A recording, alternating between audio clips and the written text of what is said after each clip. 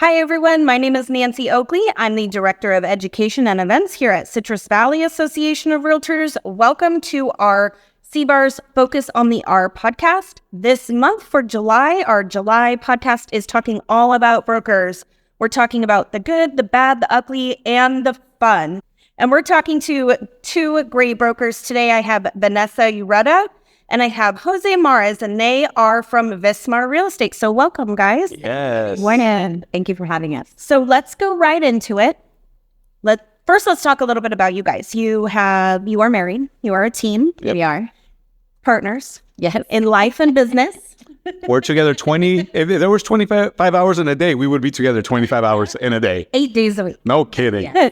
So you bring different struggles, and we'll talk a little bit about those. And probably good things as well. So we'll talk about those a little bit later. But you've been married for 9 years. You've had your brokerage for 8 years. And it's VISMAR Real Estate. And I know that you both are brokers. And Jose, you are the office manager over there. Correct. And part of Vanessa's team. So thank you guys so much for being here. Thank you. All right, let's go right into it. Tell me about your background. Vanessa, I'm going to start with you. How did you start in the business?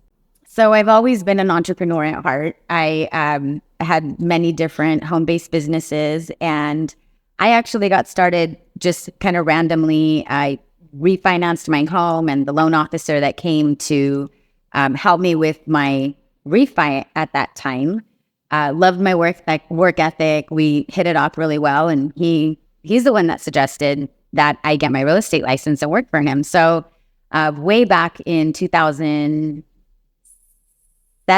I think, is when I got licensed. 2006, I believe, is when I actually officially got licensed, and I was working from home. Actually was a home-based medical biller and doing part-time loans on the side. So that's how I had my introduction into the loan business. And about 2 years later, I took a small break when I had my twins. And when I came back to work, I actually came back into real estate. And I actually felt that I loved the real estate side of it way more than I liked the mortgage side of it. So started doing real estate full time at that time and have never looked back.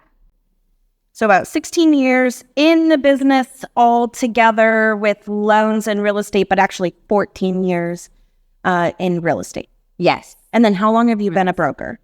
I've been a broker now for 7 years. I believe it's been about 7 years. Jose, what about you? How did you start up? All right. So for me, I wish my background into this business was like a little bit like hers, but I got into it by pure accident. And to be honest with you, I've since discovered like a lot of people don't grow up thinking about the ER, thinking about like, when I grow up, I'm going to become a real estate agent.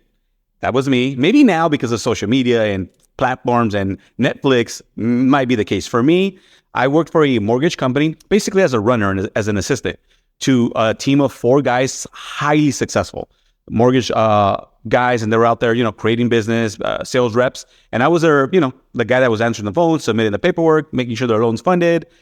Not really in sales, not a big understanding of the mortgage side, just pushing paperwork. And with that said, we got laid off like everyone else did in the mortgage business and real estate, leaving the business in 2007. GE was the parent company of our subprime lender, shut the doors. They gave me a nice little severance package for like 2-3 months. And that was when I basically walked into the real estate office, not knowing anybody in the industry. I never met a realtor in the industry. And that's how I got started in 2008. I got my license October 2008. And I was his team lead at that when he came into the I praised him. There we go. No, but I was going to get to that later. But with that said, she was my first, not broker, but my first manager. And she was responsible for me in the beginning. In the beginning, Vanessa, describe me in one word. I couldn't stand him. He was so Couldn't stand him. One word I said. Anyways. Oh my goodness. That's really funny. And now look at you guys. Look where you are now, right? Now she can't stand to be away from me.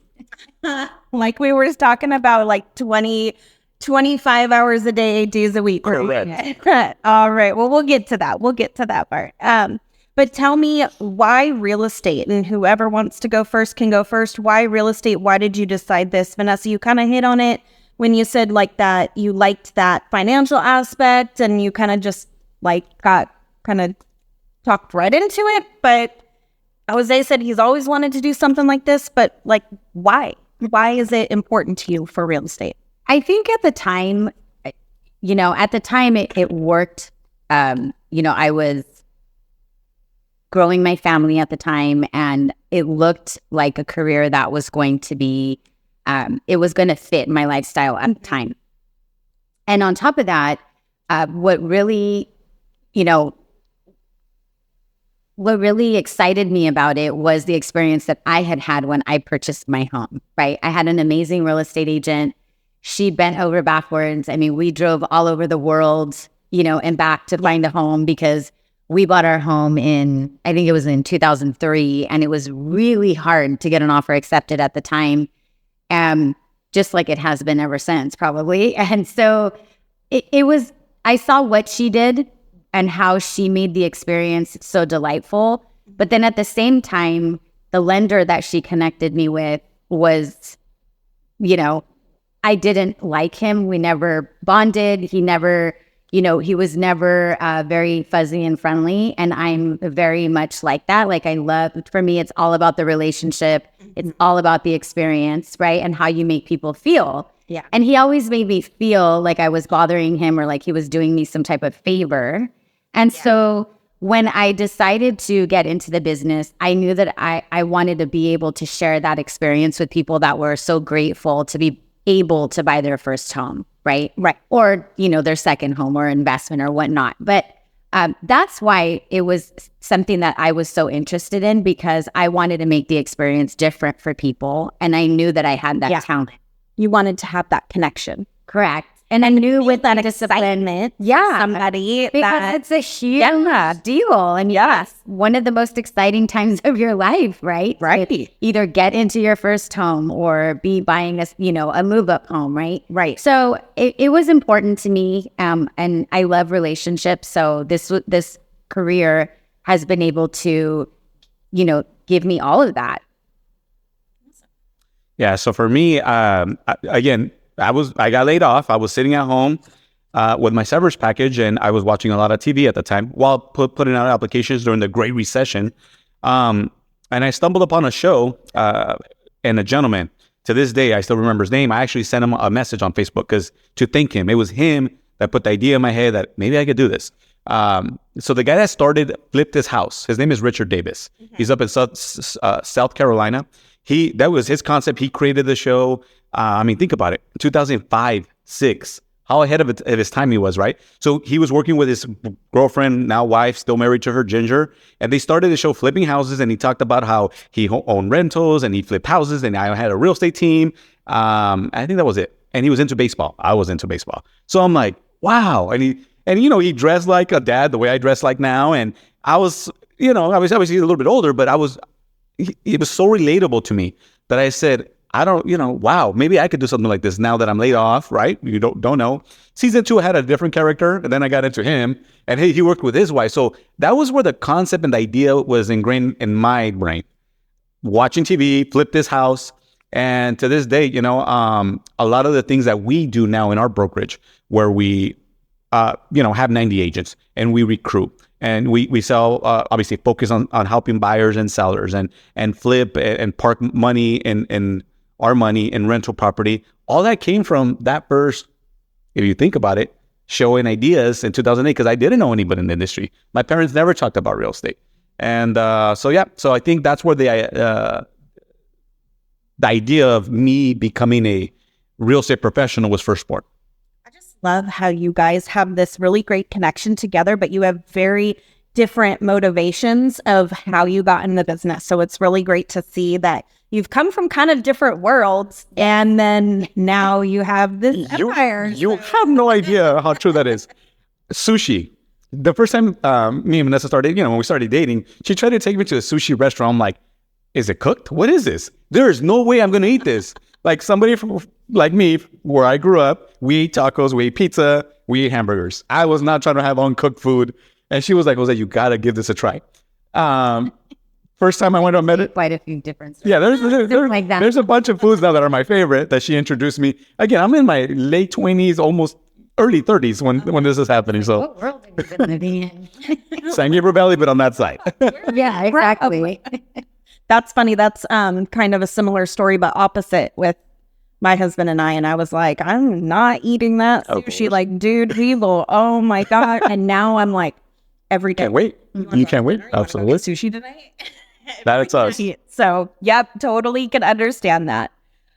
So tell me a little bit about what motivates you besides money. What motivates you? You want to take this or should I? You can go first. You go first. Yeah, I'll go first. Okay, so for me, I'm driven by now. I'll give you two answers. I'm driven by the legacy and our family. You know, I'm going to be 43 later this year, in a few months, actually, like 2 months. And I realize that, you know, if I'm lucky, I may have 30. If I'm lucky, I may have 30, 35 great summers left in me, right? And, you know, I got a bad health doctor report recently. And, you know, I start thinking and analyzing that, like, I know that I'm not going to be in this world forever. So it's my job to work as hard as I can and leave something for we have 5 kids. We haven't even talked about that. We have 5 kids together, something for my wife's, where everybody, and not just them, but my family and her family are taken care of. So I'm driven and motivated every day by that. Besides that, I mean, obviously that's after the fact, but in the beginning, I was driven by the background and the way I grew up. I don't have a high school diploma. I have a GED, right? So I was driven by the fact that I struggled in school. I never went to college. The odds were really stacked against me. So I've had to earn everything I've ever received or got. So I'm driven by the fact that it's like, okay, how hard, how much can I push this envelope? And I know a lot of people in the beginning didn't believe in me. So it's like, I just want like kind of to set that bar and expectation for people like me and people that grew up like me. And that's why like a lot, in the beginning, Vanessa's like, man, you know, you're like really rough around the edges. I'm like, I know, but I think clearly and I know what I want. I just don't know how to, you know, create it. And luckily I have a great partner who has helped, you know, put our vision into, you know, tangible stepping stones, if you will. So I'm driven by family. I'm driven by my past. Now I'm driven by obviously the future and trying to create that future. I have a new hashtag. She doesn't even know what I just created this weekend. 2030 agenda, because I really want to retire by 2030 when I'm 50. Because by that point, I would already spend at 2030, I would have already spent 34 years of my life working. And I've done every job that you could think of. I mean, sledgehammer, breaking driveways with a pick and delivering pizzas. I think by 34 years, if I haven't built a good nest egg for my family and my kids, then I did something wrong. So I'm working really hard towards that. That's awesome. How about you, Vanessa? What motivates you? Mine is a little bit different.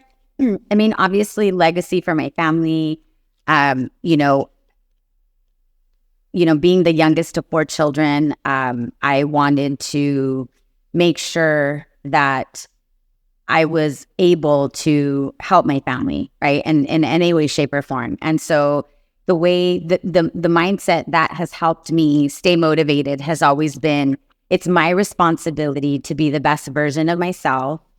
And whatever that looks like for me, which is getting up every day and building something greater than what we currently have, right? And so we have 5 children. We're a blended family. And so being a good example for them to see day in and day out is super important to me. I think more than anything else, more than the monetary, you know, side of it.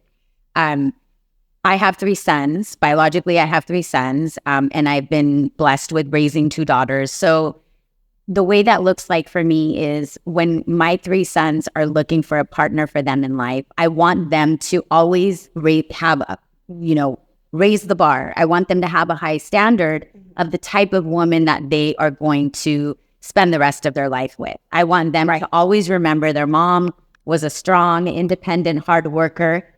I worked all day. I still took care of my family. They eat a home-cooked meal every single night, but I'm still broker and I'm still boss by day, right? So I want them to know that it's important that who they choose matters, right? Right. And so, what they end up choosing is entirely up to them, but I want them to have a good example. And I want my daughters to always see a good example, as being a boss mom, right? And having somebody to look up to and say, my mom always took care of the family, but yet she was very driven. She was disciplined. She had an amazing career. And that's really what motivates me every day. There are those days where, it's tough, right? It's tough to stay motivated and want to go out there and grind every day. But I remind myself of that. And it's very important, that we continue to build. We've been very blessed. And so having the following that we have, the agents that work for us, that in itself motivates me as well, because we built some amazing relationships and friendships. And, it keeps me motivated and excited every day to go out there and continue to build. Right. You love it. I think having that, because I have one of each. I have a boy and a girl, and I think having that, what's it called?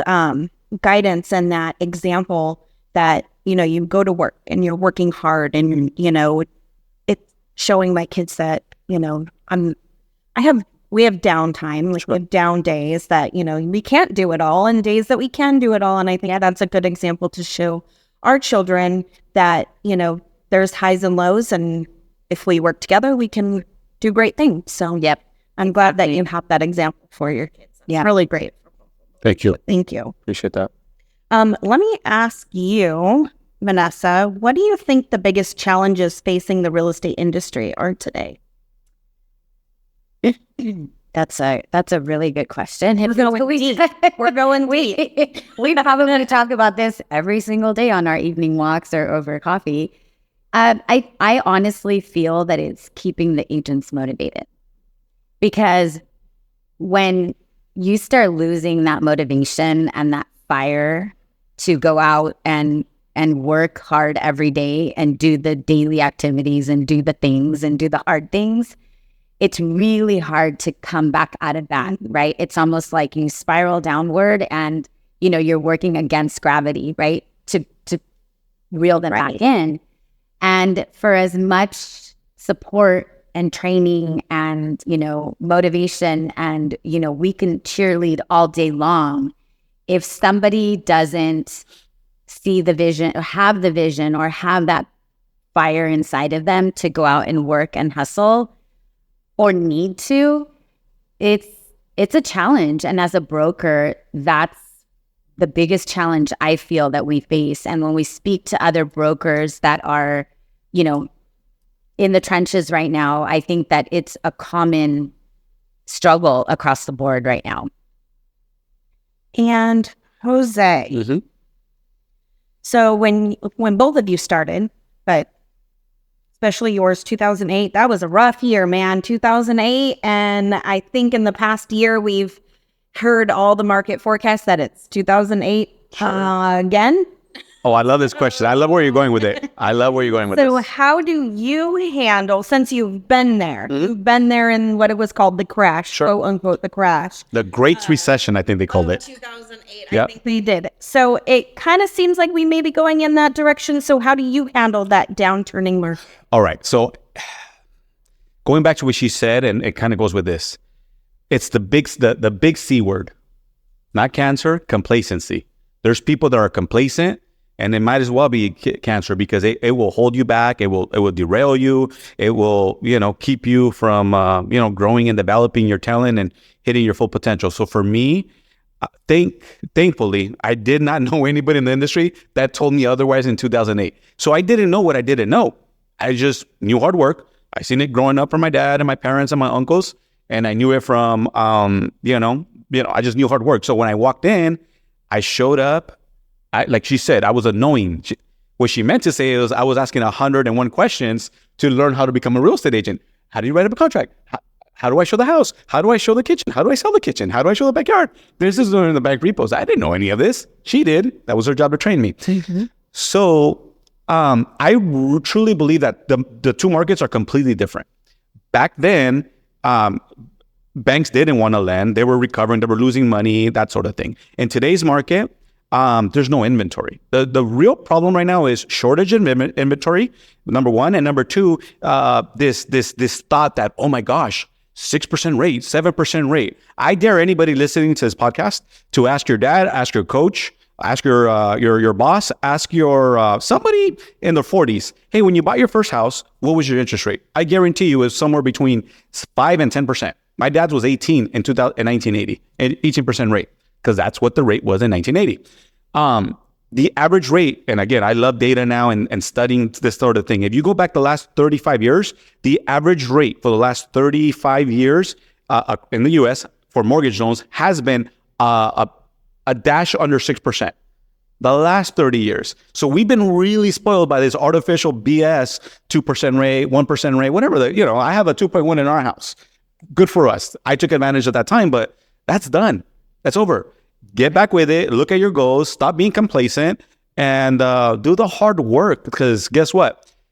Agents are going to survive this market, and those that do are going to come out like rock stars, in my opinion, moving forward. But I truly believe the answer is don't accept what's happening in the market. Do something about it. Get more clients. Do more marketing. So what do you think that agents should focus on? Focus.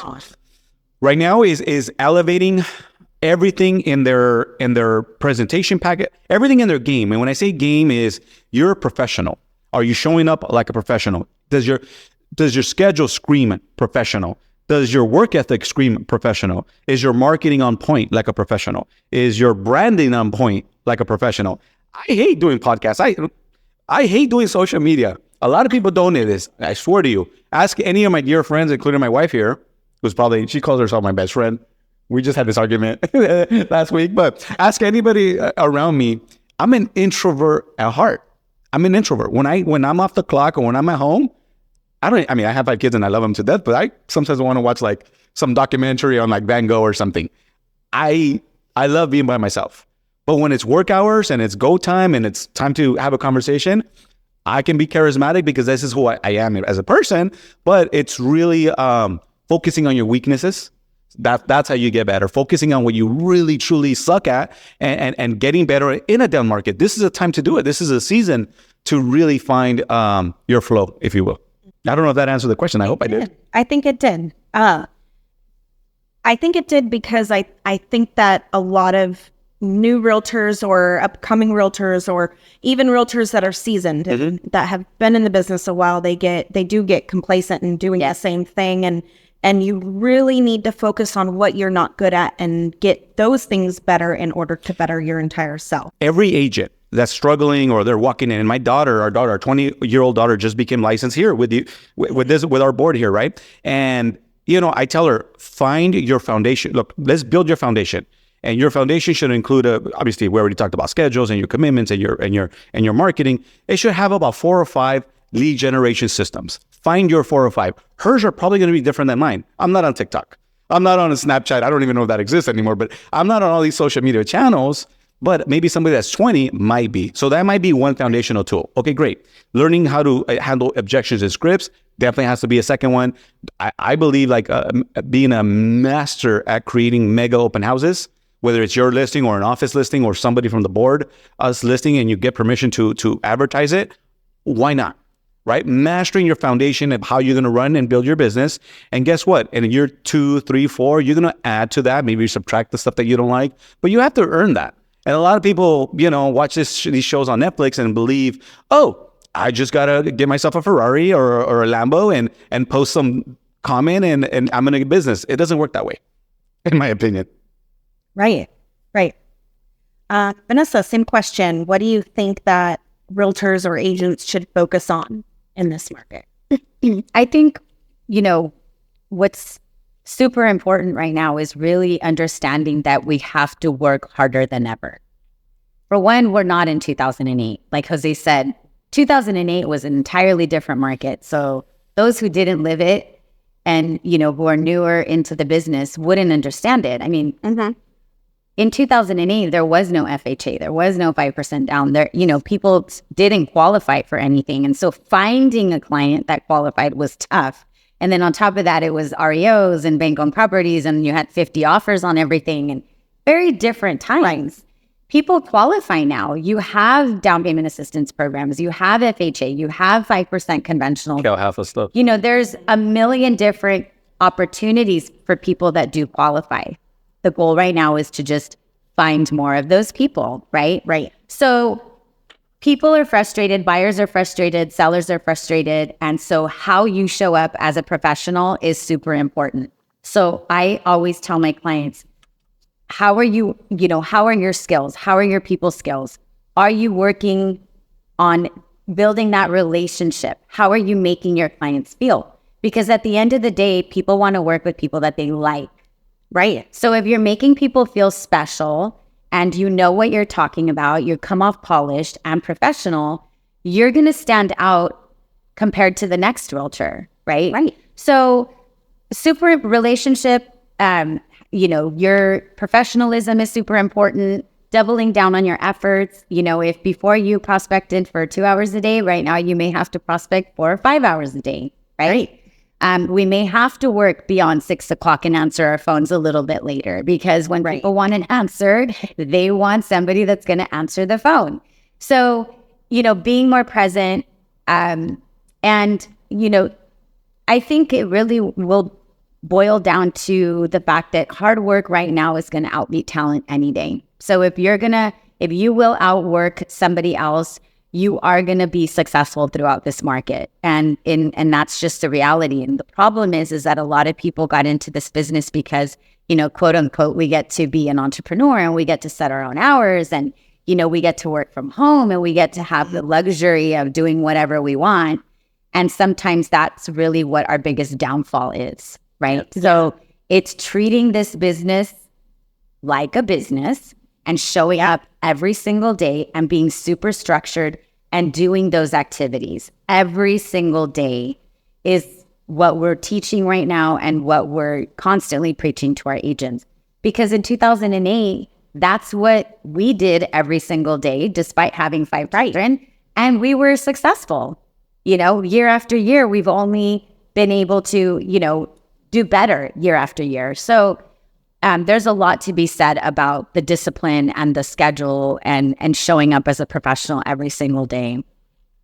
So you've been a broker for many years.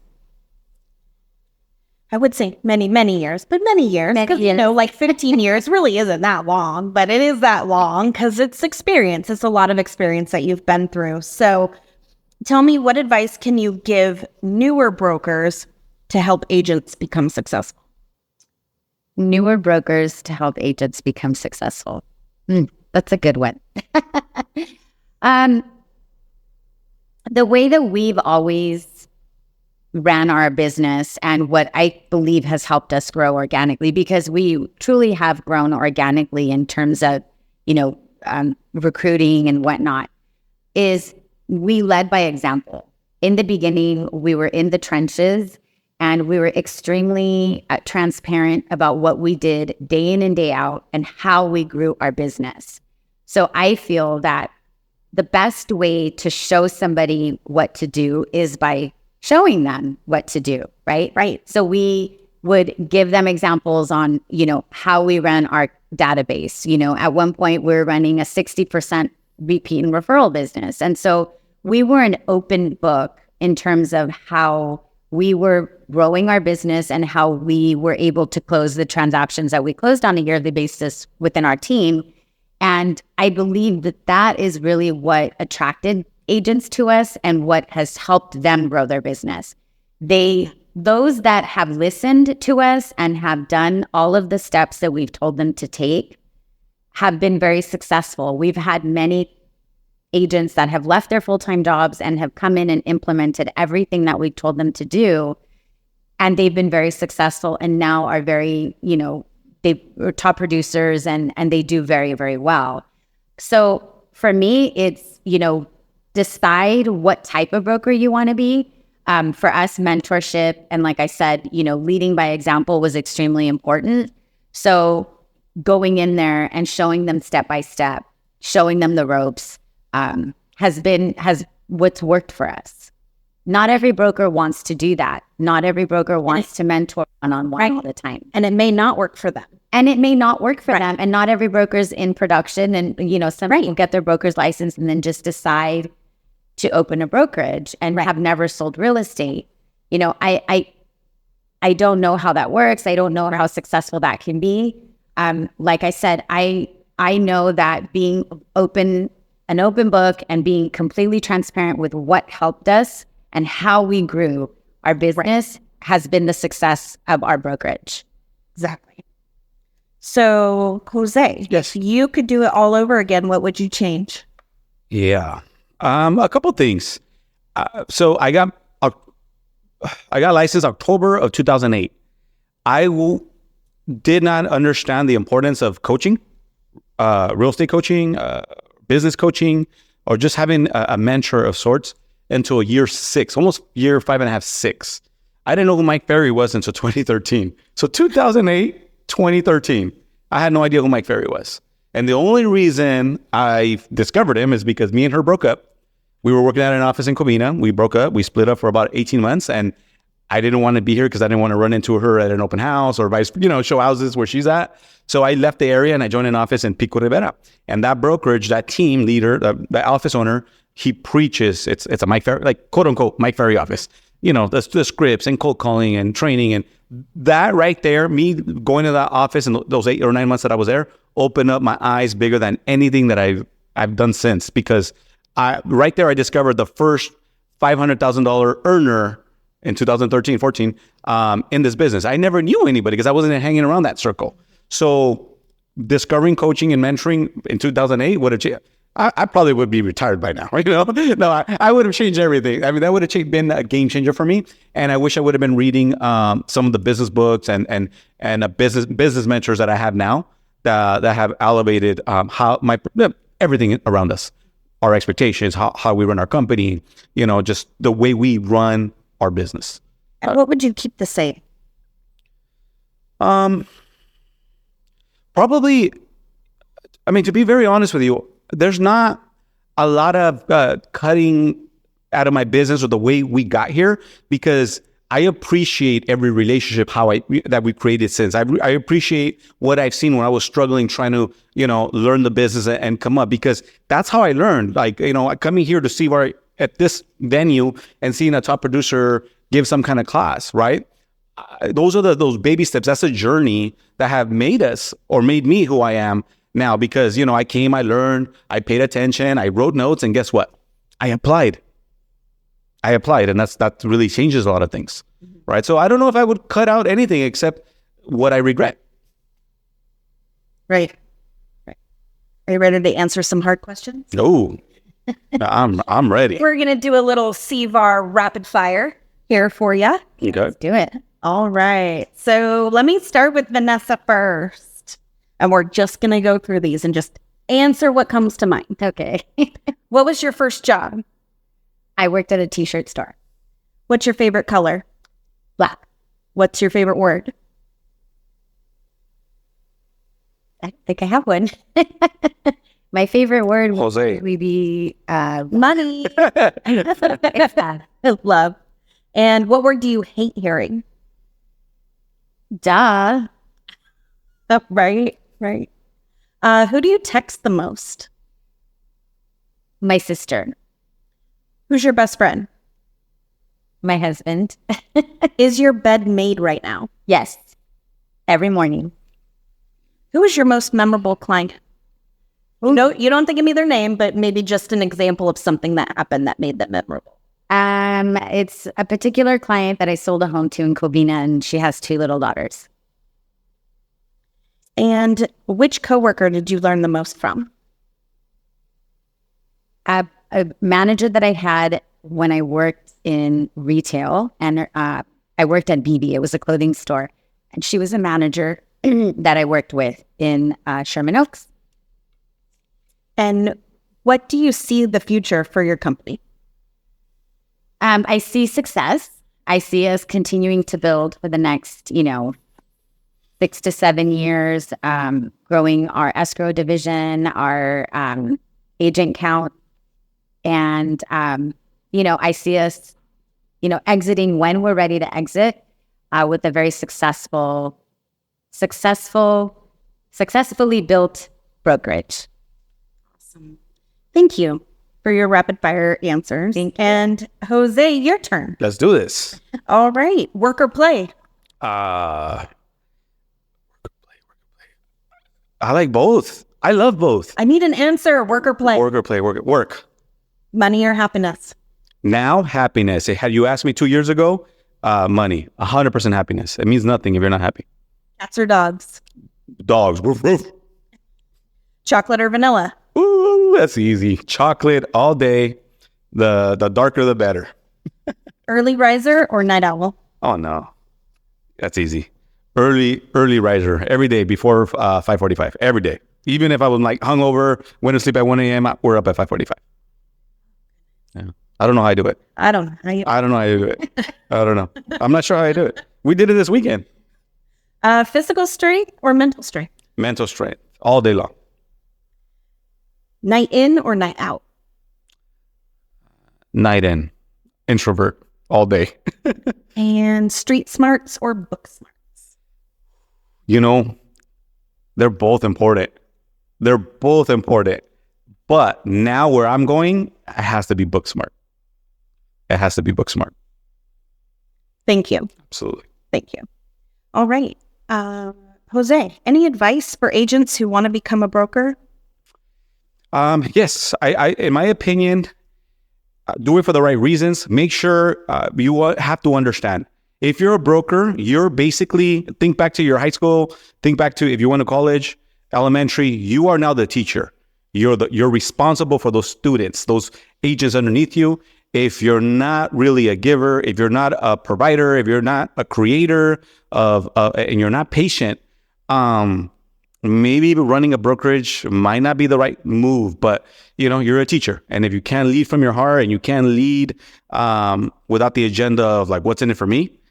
I don't know if it's the right fit. We've seen, too many brokerages fail because of that. What's in it for me? It's my split or get out. And that's the wrong way to do it. And Vanessa, same question. Advice for new agents or any agents wanting to become a broker? Same. Understand why you're doing it. Understand that if you're doing it for the right reasons, understand what the level of commitment entails. I would say sit down with maybe 3 or 4 different types of brokers that will give you their time and just ask them questions, how they run their business, what type of broker they are. So you can get an idea as to how you want to show up as a broker.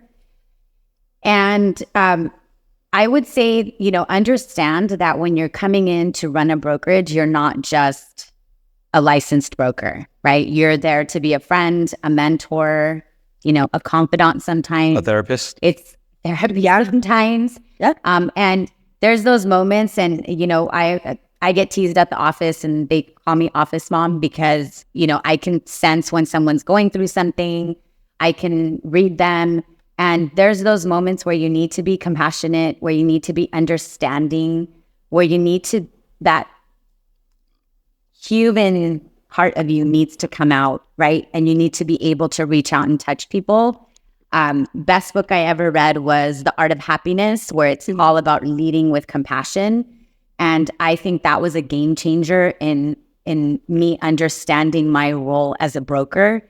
Because if you do not come off as compassionate, if you don't care about the people that you work with or that are working with you, they're not going to last very long. And I think that's one of the reasons why we have very few turnover in terms of agents, is they can sense the compassion, they can sense that we're very genuine and that we truly care about the people that we work for or work with. So, that would be my biggest advice. I mean, the tools, the tech, the systems, that's easy, right? Like you could Google that. You can ask somebody what they are using and what tools to implement. What was the latest tool that, you used for transaction coordination management this year, right?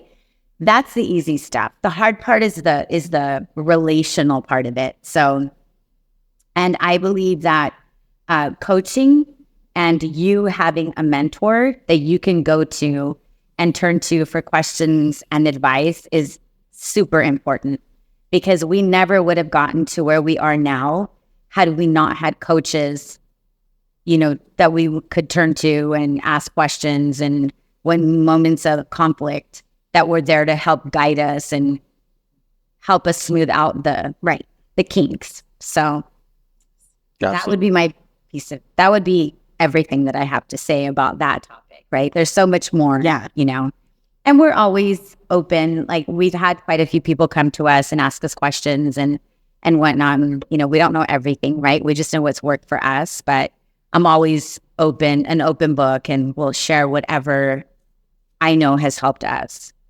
Well, thank you. Thank you so much. And I just want to say thank you to both of you for being here on our podcast this time. And gosh, just lots of information. See, I took lots of notes.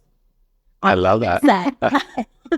It'll help me too. I'm not a broker. I'm not an agent, but I like hearing and talking with other agents and brokers on what they're doing to be successful, and it can be applied anywhere. We're all students. So we're all students, and we're learning from relationships and other brokers and agents that are killing it. And I look forward to watching you and grow your podcast, and I can't wait to start following you. I can't wait.